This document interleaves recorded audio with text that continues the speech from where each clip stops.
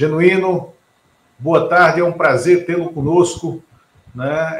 É um prazer tê-lo mais uma vez aqui no Jornal da Foto. Boa tarde, Luiz Costa Pinto. Eu não poderia começar essa entrevista sem prestar minha solidariedade militante a todas as mulheres que merecem dignidade, respeito, consideração. O Brasil é um país feminino, o Brasil é um país negro, o Brasil é um país dos indígenas, o Brasil é um país da juventude, não é um país da intolerância, da truculência, da violência. Nós temos que derrotar o velho e fazer com que o novo possa prevalecer diante desse inominável. Isso, a derrota está em processo e o novo está nascendo, Genuíno. Vamos falar sobre isso. Eu queria só dizer a vocês que, em razão do tempo do Genuíno aqui, depois da deputada Gleisi Hoffmann, que estará conosco, fiz uma pequena mudança. No final do jornal, nós vamos tratar de dois temas absolutamente necessários no dia de hoje: a fuga do Olavo de Carvalho para os Estados Unidos via Paraguai, fugindo da Polícia Federal e de uma intimação na Justiça, e também o absurdo caso, né, da formação de um arquipélago de mineradores no Rio Madeira e que provoca uma nova tensão ambiental no norte do país, né? Bom, nós hoje tivemos a desistência do ex-ministro Luiz Henrique Mandetta, né, da sucessão presidencial. Ele não só anunciou que não será mais candidato a presidente, como também ele indicou que o seu partido, União Brasil, né, que é a aliança entre o PSL e o DEM, né, que formando o partido, a legenda com o maior fundo partidário, o maior fundo de campanha e o maior tempo de TV no ano que vem, deve se aliar ao Sérgio Moro, ao mesmo tempo que o MDB lança a pré-candidatura de Simone Tebet, que quer ser candidata, na verdade, a vice-presidente na chapa com o Sérgio Moro, mas não tem a anuência da velha guarda do MDB, que jamais deixará que essa união seja feita. Há as rusgas declaradas de bolsonaristas a Sérgio Moro e do próprio Bolsonaro a Sérgio Moro. Bolsonaro dando mostras que tem sentido o golpe, das péssimas avaliações de seu governo, né, e das parcas intenções de voto que ele tem.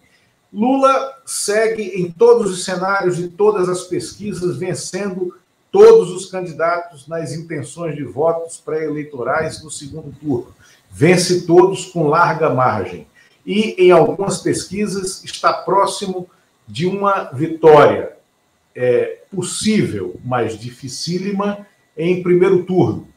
Genuíno, está fácil fazer a campanha de 2022 ou isso é uma quimera? Não será fácil porque a crise é profunda. Numa crise profunda, Luiz Costa Pinto, que ela é econômica, social, cultural, sanitária, ambiental, num reflexo internacional, tudo pode acontecer. Aliás, essa crise tem como pano de fundo aquilo que a gente chama de que ninguém tem hegemonia no país. As placas tectônicas se movem. Veja, a principal canal de televisão do Brasil promove um pré-vestibular para a terceira via e não dá certo. Né? Quer dizer, o partido do choque de capitalismo, da tecnologia, das privatizações, do gerenciamento, não sabe fazer uma prévia. A extrema-direita se divide entre o militar miliciano e o militar justiceiro. Agora, qual é a questão de fundo? A questão de fundo é que qualquer que seja a solução, e qualquer comentarista, por mais moderado que seja, diz o seguinte: o Brasil vai enfrentar uma crise ampla. Para resolver não vai ser brincadeira. Eu acrescentaria, a crise é profunda.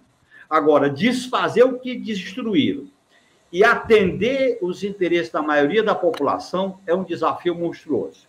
Por isso que nós temos que construir as ferramentas para uma campanha popular de mobilização, ter um programa que enfrente as questões de fundo, as questões de mudanças pela base, de mudanças estruturais, construir uma frente estratégica com os partidos à esquerda, movimentos, lideranças, saber mediar frente estratégica com alianças pontuais. A esquerda não pode, diante desse quadro, se encantar com o centro. Nós podemos disputar o eleitorado do centro para a esquerda, não ir para o centro. Isso seria um grave equívoco numa crise do neoliberalismo, a esquerda ir para o centro. Isso seria um suicídio político. Por quê, Luiz Costa Pinto? Veja o exemplo do Chile. Ou a esquerda assume um discurso contundente, coerente, que transmita para a população confiança, futuro e esperança, ou então ela vai ser confundida com a mesmice, com o status quo. E tem um elemento novo. A extrema-direita hoje, diferente da transição democrática, ela está mobilizando a população. Ela mobiliza corações e mentes por causa do desespero. A extrema-direita perdeu a vergonha, né? Ela eclodiu, ela saiu do submundo. Ela foi para o porão e trouxe do porão o senso comum mais violento, feminicídio, racista, autoritário, que defende as armas, que defende o negacionismo. E o negacionismo que ela defende é exatamente para poder praticar tudo que a humanidade superou ao longo da sua história, como racismo, fundamentalismo, como feminicídio, como a tortura, como a morte. Portanto, nós estamos diante de uma encruzilhada, Luiz Costa Pinto. Temos uma oportunidade histórica de interromper o caminho do desastre e da insensatez. Temos essa oportunidade histórica. Para isso, nós temos que ter pé no chão, temos que ter a cabeça fria, o coração quente, fazer um programa que enfrente as tutelas. Por exemplo, nós temos que enfrentar o teto de gastos, temos que enfrentar o Banco Central Independente, temos que enfrentar as ameaças dos Estados Unidos de América é nossa, temos que enfrentar, por exemplo, a oligarquia financeira, as privatizações, o esquartejamento da Petrobras. Como é que nós vamos governar com orçamento impositivo secreto? Como é que nós vamos governar com a tutela militar? Portanto, nós temos que enfrentá-las democraticamente. Para isso, nós temos que ter 3 faces de uma governabilidade transformadora. A primeira é o voto, e ganhar, e não vai ser fácil. Segundo, estabelecer uma relação do Congresso com o Executivo, que também não vai ser fácil. Terceiro, mobilização popular. Sem o povo mobilizado, sem o povo consciente, sem o povo assumindo o protagonismo, nós teremos uma governabilidade velha, não é transformadora, e vamos estar à mercê dessa casta civil e militar acoplada na cúpula do Estado, que vai fazer uma governabilidade mitigada. Eles já estão falando em semipresidencialismo, já estão falando em tutelas antecipadas. Por quê? Porque o mercado e os interesses da banca, os interesses da especulação não querem ceder. Esse é o problema. E se não forem obrigados a ceder, como é que nós vamos atender os interesses da população? Fome, desemprego, falta de saúde, quebradeira, falta de educação e a destruição ambiental pelo país afora. Portanto, Genuíno, é necessário... Você ficou muito tempo no Congresso Nacional, você era conhecido como um dos maiores, né, e dos que eu vi, o maior dos regimentalistas do Congresso, né, que conseguia derrubar sessões, mesmo com clara minoria, né, em plenário, ou de segurar votações de assuntos que eram muito caros à esquerda, né, também com a clara minoria no plenário. Não estamos já quase que na vigência do semipresidencialismo, em razão do orçamento impositivo, que foi uma ideia levada a cabo pelo Eduardo Cunha, somado ao orçamento secreto, que se iniciou como concepção com o Eduardo Cunha, mas se implementou né, no final, né, do último mandato do Rodrigo Maia como presidente da Câmara, e agora a gente está assistindo a uma devastação, né, do poder compartilhado, que é o que deveria acontecer no parlamento, em razão do orçamento secreto, né, do autoempoderamento dos presidentes das duas casas e dos relatores da comissão de orçamento, somado a uma coisa também, feita pelo Arthur Lira, a mudança, né, no chamado kit obstrução, que tirou das minorias o poder de atuar com o regimento na mão em benefício da democracia e concedeu ao presidente da casa e às minorias e às maiorias um poder muito grande sobre o andamento das sessões, sobre o andamento da mesa. Isso pode ser, a soma disso tudo, pode ser um risco para um eventual terceiro mandato do Lula, caso não haja eleição de um Congresso claramente amigável a essa pauta social e às propostas de governo do PT? Claro que sim. Por isso que nós temos que dizer claramente na campanha que nós temos que desfazer o desmonte. E nós temos que indicar claramente, dizendo que da maneira como a institucionalidade está posta, ela tem que ser transformada.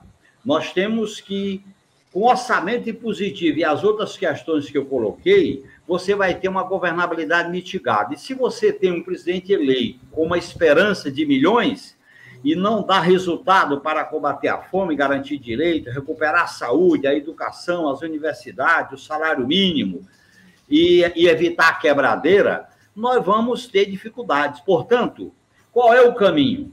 O caminho é a gente construir uma mobilização popular, um programa de natureza democrática e popular, uma aliança e articular vários segmentos das classes populares, tanto para eleger deputados e senadores, como para organizar a mobilização popular. E nós temos que construir uma política popular de atendimento às reivindicações da população. Por exemplo, nós temos que já estar construindo, Luiz Costa Pinto, uma convergência, uma espécie de concertação popular. Todos esses movimentos, a luta das mulheres, dos negros e negras, dos indígenas, da comunidade LGBTQIA+, a luta antirracista, a luta política e econômica de classe, numa grande concertação popular para dizer, nós vamos governar com vocês. Nós não podemos fazer uma governabilidade como fizemos em 2002, porque a crise é mais profunda. Na medida em que a gente tem uma sangria, não adianta botar band-aid e esparadrapo. Nós temos que dizer, é necessário algumas cirurgias. Então, eu acho que nós temos que ter noção de processo. A primeira fase do processo é ganhar. A segunda fase é tomar posse. A terceira é governar, que talvez seja mais difícil. Por quê? Porque, por exemplo, como é que nós vamos governar se não taxa os mais ricos? Como é que nós vamos governar se não recupera o papel do Estado para financiar políticas públicas, como eu já citei aqui? Como é que nós vamos governar sem uma reforma agrária que a gente não fique à mercê do agronegócio e dos monopólios? Como é que nós vamos governar com o Banco Central independente e a oligarquia financeira deitando e rolando? Porque a burguesia gourmet, como um amigo meu gosta de falar, ela se envergonha com o inominável e agora ela está se limpando com o justiceiro. Mas ela não quer mexer nos lucros, ela não quer alterar as privatizações, não quer mexer no teto de gasto e quer manter a taxa de lucro dos seus investimentos. Portanto, o Brasil tem que ser reconstruído em outras bases. Talvez, Lula, quem viveu o que nós vivemos na oposição, quem viveu o que nós vivemos na experiência de governar, quem viveu o que nós vivemos na derrota estratégica de 2016, nós temos a responsabilidade de apontar um caminho. E esse caminho não será fácil, será um caminho que vai exigir muita competência, muita firmeza. Nós não podemos ir no canto da sereia, nós não podemos ficar desviando assunto como essa fake news em relação a buscar o centro, se quiser que venha, nós não vamos ao centro. Nós não podemos nos iludir com o neoliberalismo de face humanista, nós não podemos nos iludir do liberalismo com pitada social, Nós não podemos nos iludir com o liberalismo, com filantropia. Nós temos que dizer o seguinte: o país precisa de mudanças estruturais. E a esquerda é protagonista. Para isso, nós vamos ter que ser protagonista do futuro, de uma esperança, e resgatar no povo brasileiro que está sofrendo com a pandemia, com a fome, com o desemprego e com a carestia, uma esperança para confiar na política. Porque, Luiz Costa Pinto, esse sistema capitalista, ele se baseia no desejo enganador das pessoas subirem na vida. Nós temos que criar o desejo da mudança, o desejo da transformação, o desejo da cidadania, o desejo de que o poder emana do povo. Nós temos que ser protagonistas de algo novo. Por isso que eu acho que vai ser uma campanha dura, e eu não descarto a possibilidade das armadilhas. Eles vão criar factóides em torno de qualquer coisa, como estão fazendo com essa questão da Nicarágua. Em vez de discutir a soberania nacional, fica discutindo que é legítimo a intromissão americana na Venezuela, na Nicarágua e em Cuba. Eles procuram deslegitimar. A esquerda tem que se legitimar como protagonista. Para isso, o programa, as alianças e a mobilização popular. E uma coisa fundamental, ela não pode se iludir que vai mudar só por cima. Nós temos que fazer a mudança por cima e por baixo. Nós estamos fazendo a mudança por dentro e por fora da ordem. Não basta votar, tem que ter mobilização popular. Eu sou militante deste caminho, e eu acho que esse caminho me dá segurança de discutir com a população, que está passando um dos piores momentos da sua história, do país e dela, e construir esse caminho. É um caminho, Luiz Costa Pinto, de transformação. Não é um caminho como o de 2002, de carta aos brasileiros, de Lula, paz e amor. Não é um caminho de pacto social, porque ele foi rompido em 2016. Como é que nós vamos chamar esses caras que deram o golpe para isso? Não dá. Não é porque eu seja contra, eu não sou revanchista, o problema é o programa. Eu tenho que dizer, vocês topam mexer no teto? Vocês topam mexer no Banco Central? Vocês topam mexer na oligarquia financeira? Vocês topam acabar com a PEC da morte? Isso. A PEC da morte, Lula, é um AI-5 para a saúde, para a educação, para a ciência e tecnologia e para os programas sociais. Sim, que, aliás, foi a pérola do golpista Temer. Sim, foi a primeira medida legislativa aprovada por ele quando se efetiva no governo, depois que a Dilma é definitivamente cassada pelo Senado. Mas, Genuíno, eu quero continuar aqui por esse ponto. Antes, eu queria pedir, a audiência está muito alta, eu queria pedir a todo mundo que nos assiste que curta, que dê o seu like na página, isso é importante, que compartilhe, que chame amigos para assistir aqui a esse debate, a essa conversa, ao Jornal da Fórum. Não esqueçam os likes, se inscrevam no canal, né?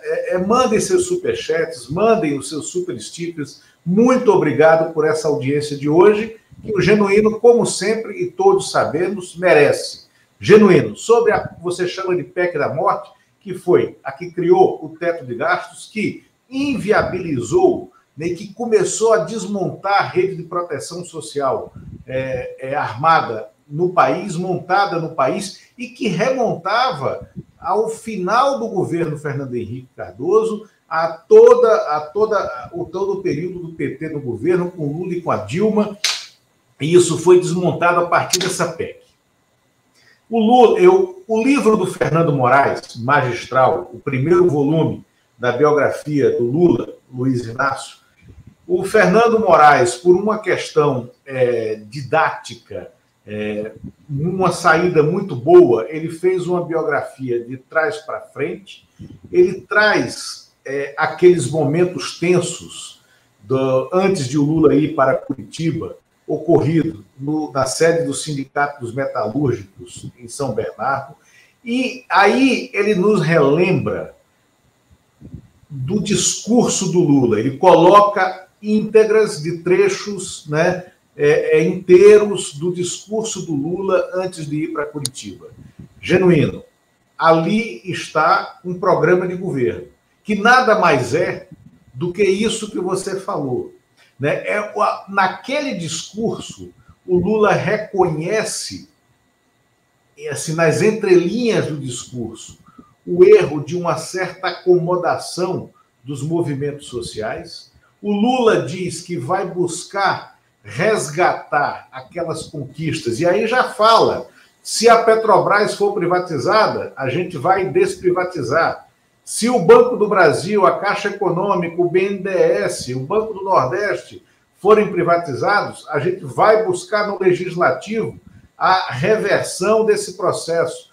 E ele volta a falar naquilo que é, de uma maneira singela, um audacioso projeto de governo, que é fazer com que os brasileiros comam 3 vezes ao dia. Ponto. Né? Esse é o projeto de governo mais revolucionário que existe. Agora, você tem que ter para isso uma total mobilização da sociedade. Né? E você acha que a sociedade, que as esquerdas, né, estão prontas para isso, prontas se articulando para a eleição legislativa? Ô, Luiz Costa Pinto, eu acho que esse discurso do Lula, e eu estou lendo o livro e me emociona muito o livro do Fernando Moraes, junto com o discurso que ele fez no Parlamento Europeu, colocam as bases iniciais para as diretrizes de um programa democrático, popular, antineoliberal. Essas diretrizes, eu acho que elas devem ser o norte para uma unidade superior das forças de esquerda. A esquerda não pode brincar de eleição, nem pode brincar de disputa eleitoral. Nós temos que ter, primeiro, um projeto de futuro para o país. A partir dessas diretrizes, nós temos que construir uma unidade dentro da pluralidade da esquerda. Partidos, setores setores progressistas, intelectuais, movimentos sociais, estabelecer uma aliança internacional, que eu acho que o Lula fez muito bem com essa viagem à Europa. Nós não podemos imaginar governar um país como o Brasil sem ter uma exceção na conjuntura internacional, e o Lula faz muito bem isso, e construir a ideia. Eu costumo dizer que a governabilidade ela tem 3 pontas. A primeira é eleger o presidente. A segunda é eleger o Congresso, mas você sabe que o peso do eleitor para o Congresso é diferente do peso do eleitor para presidente, por causa do voto uninominal e das cláusulas de teto e piso, que nós não conseguimos alterar o pacote de abril na Constituinte de 88. E terceiro ponto da governabilidade é a mobilização popular. A mobilização popular é central. Veja o que está acontecendo no Chile.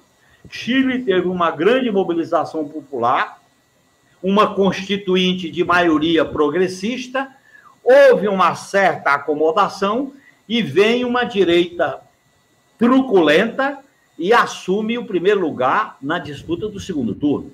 Por quê?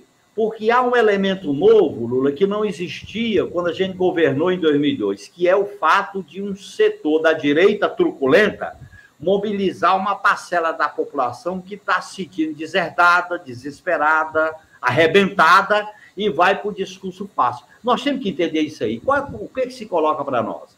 Nós temos que fazer política ganhando corações e mentes.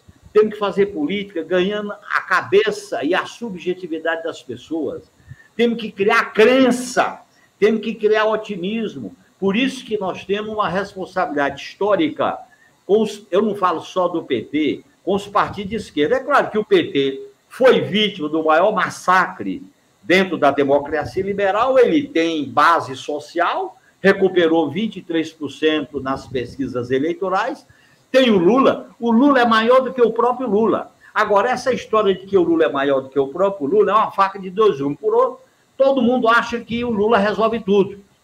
Isso não pode, nós não podemos trabalhar só com essa ideia. O Lula é uma liderança importante, mas nós temos que ter uma estruturação política.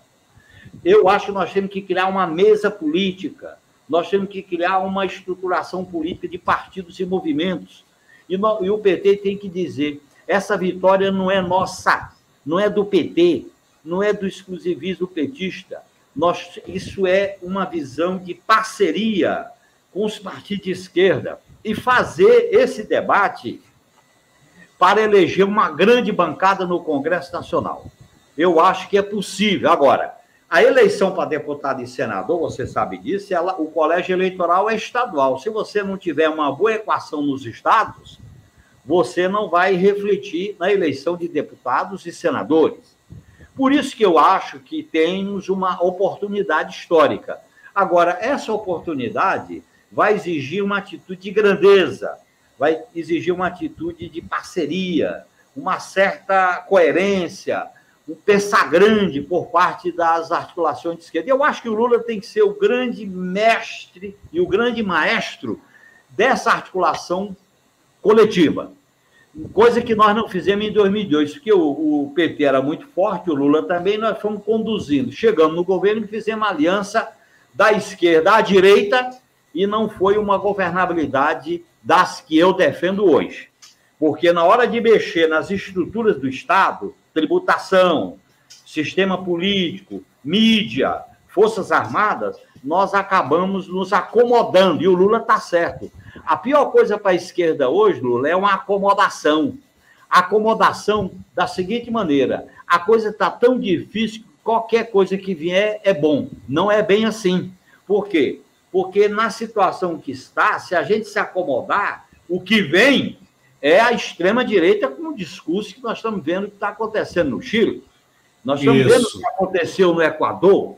Nós estamos vendo o que está acontecendo em parte no Peru e as tentativas de golpe na Bolívia. Por quê? Porque o neoliberalismo ele é violento socialmente, é a superexploração e ele é autoritário porque é uma necessidade da organização do Estado para atender aos interesses dos oligopólios e dos monopólios financeiros.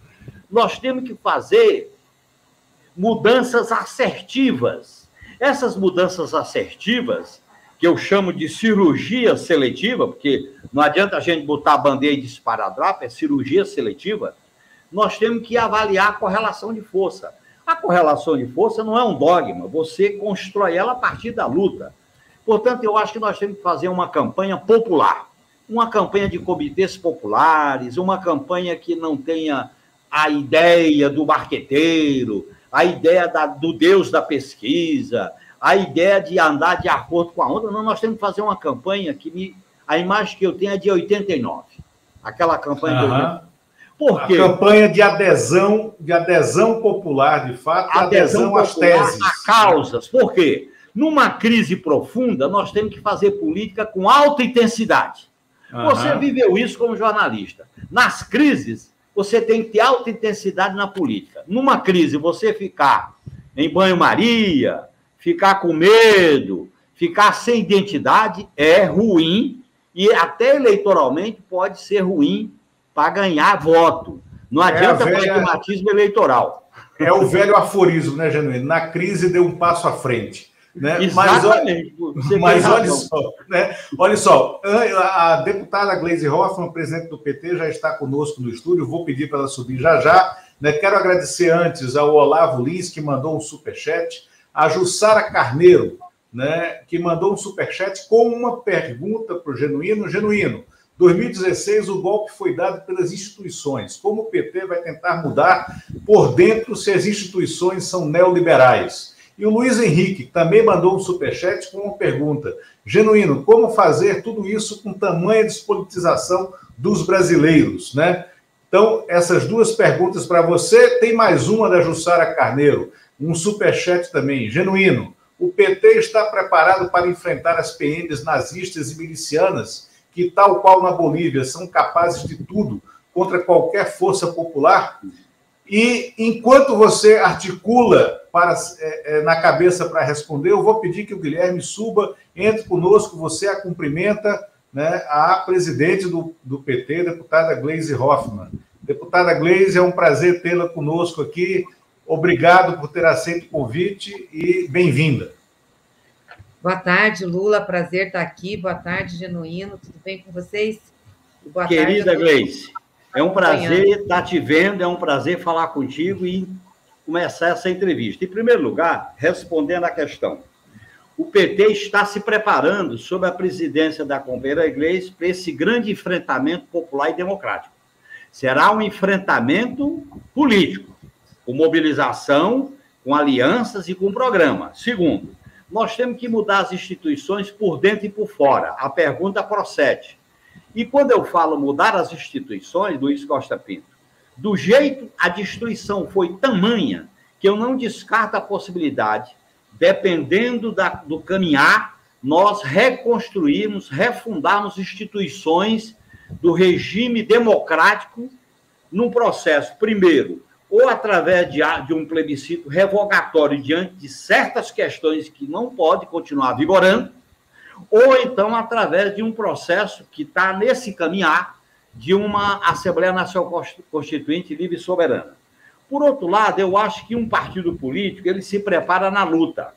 E o PT já mostrou que, ao longo dos seus 41 anos, ele tem espinha dorsal, ele tem história, ele tem lições, ele tem aprendizado para dar o salto de qualidade. Você sabe, Luiz Costa Pinto, que muitas vezes a gente vive numa semana, um ano, ou então um ano não acontece nada e durante um mês acontece tudo. Nós estamos numa situação de intensidade política. E eu acho que, nesse sentido, nós temos que entender que muitas coisas têm que ser refundadas, recriadas, revogadas, porque a destruição que começou com o golpe de 2016, ela foi profunda, mas, ao mesmo tempo, ela foi generosa com o mercado, com o Deus do mercado e o Deus do dinheiro, privatizações, teto de gasto, a lucratividade, os bilionários, não tem imposto sobre grandes fortunas. Portanto, nós temos que mexer na riqueza. O mundo não pode viver essa situação escandalosa. Uma minoria com tudo e uma maioria recolhendo comida em carro de lixo ou fila de osso. Isso nós temos que nos revoltar. Por isso que, Luiz Costa Pinto, a primeira vez que eu dei uma entrevista para você, eu disse, o PT e as esquerdas, diante dessas causas, tem que saber mostrar os dentes para que essa direita truculenta, racista, ela saiba respeitar os interesses do povo brasileiro. Essa indignidade que estão fazendo com a fome, com a pandemia, com o desemprego, não é normal num país como o Brasil. E aí, de maneira absolutamente oportuna e correta, a deputada Gleisi fez a provocação, agora, acho que ontem, né, para o ex-ministro, o ex-juiz, o juiz suspeito, Sérgio Moro, né? Vamos debater economia? Queremos debater economia? Vamos debater economia, não é isso, deputada Gleisi? Né? E já adianto, para quem nos assiste também, o Genuíno daqui a pouco tem que sair, que ele tem um outro compromisso. Então, por isso, essa reunião de vocês aqui. Mas é isso, deputada? O Genuíno já deixou aqui boas lições. Não, então, na realidade, o Moro, eu tinha feito uma fala sobre a questão da Petrobras, e que a Petrobras foi entregue aos interesses americanos, e foi entregue pelas mãos do Moro, da Lava Jato, né, que propiciou que mudasse o marco regulatório do pré-sal, quebrasse as empresas que constituíam aí toda, né, os investimentos na cadeia de petróleo e gás, e transformaram a Petrobras numa empresa que hoje pratica preços para ter lucro para os seus acionistas privados. E o combustível é dolarizado. Ela exporta petróleo cru e importa gasolina, enfim, os derivados do petróleo. E a responsabilidade disso é de Sérgio Moro. Foi ele que fez isso. Ele criminalizou a Petrobras e entregou, né, os segredos da Petrobras ao Departamento de Justiça norte-americano. E aí ele fez um Twitter em cima dessa minha fala, dizendo que a Petrobras, que ele não queria debater esse tipo de coisa, ele queria debater a corrupção, que ele sempre debateu, queria debater a questão da inflação e debater a geração de emprego.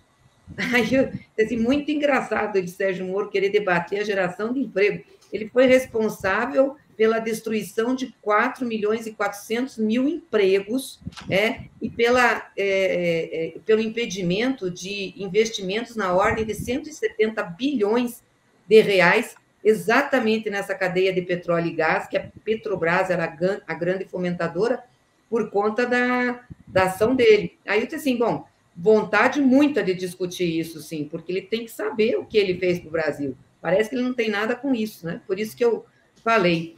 Agora, ele vai ter que responder também por outras coisas, né, Lula? Vai ter que responder pelos crimes dele, toda a barbaridade que ele fez aí no país e por ter levado Bolsonaro à presidência da República. Deputada, eu iniciei aqui com o Genuíno com uma provocação, falando que hoje o Mandetta deixou a disputa que ele nunca entrou, de fato, porque ele era traço, um pouco diferente de traço em qualquer pesquisa de opinião. O Cabo Daciolo, incluído pela primeira vez pelo Poder Data, que foi divulgado ontem, ficou do tamanho do Eduardo Leite, né? E que representa esse discurso, né, esse eleitor da antipolítica que está concentrado, esse discurso religioso, está lá nos 3% do Cabo Daciolo, que tem o tamanho do PSDB. A senadora Simone Tebet se lança hoje pré-candidata, mas, na verdade, flertando com uma aliança com o Moro. O Bolsonaro sentiu o golpe e não só ele, mas como aquela entrevista maluca, mais uma, do Ricardo Salles, né, na Jovem Pan, dizendo que o Moro era comunista, que o Moro era pró-droga, aquela maluquice, estão se digladiando e se consumindo. Enquanto isso, o Lula vence em todos os cenários de segundo turno, em todas as pesquisas, e em algumas pesquisas de primeiro turno, né, tem uma pequena diferença para, eventualmente, e a gente sabe que isso é um quadro muito difícil de acontecer, muito improvável de acontecer no cenário de hoje, mas o que aponta, o que mostra as pesquisas é que Lula está a uma pouca distância de vencer em primeiro turno, né? Isso é uma contingência do momento. A provocação. 2022 vai ser uma eleição fácil? Não, vai ser uma eleição muito difícil. Eu acho que, claro, as pesquisas elas são retrato de um momento e, para mim, a principal coisa que elas mostram é a esperança do povo brasileiro em sair da crise. E a esperança do povo brasileiro em sair da crise tem nome, Luiz Inácio Lula da Silva. Mas isso não quer dizer que a campanha vai ser fácil, porque todos esses atores que você citou aí vão estar com a faca nos dentes, né? O Lula diz uma coisa muito interessante. Não deram o golpe, tiraram a Dilma e nem me prenderam para deixar depois a gente voltar faceiro.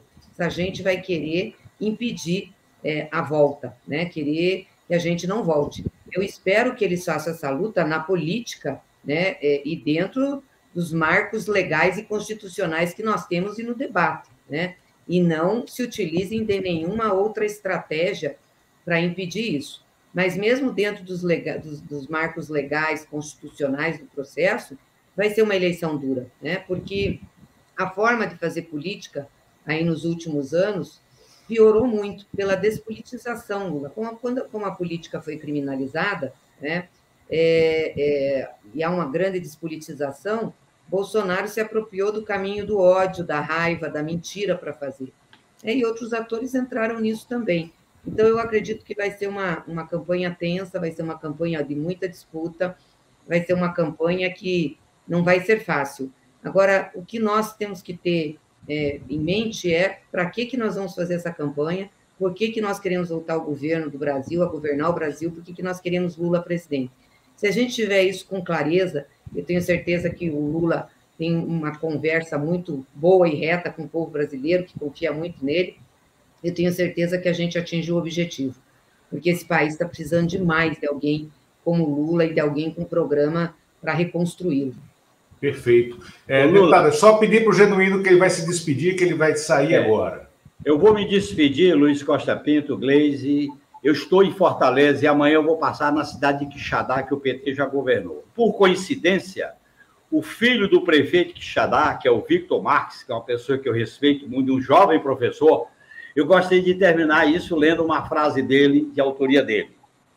Ele faz uma recomendação da Nancy Fraser, que é tentar salvar o centro é inútil e só serviria para jogar mais água no moinho da direita populista.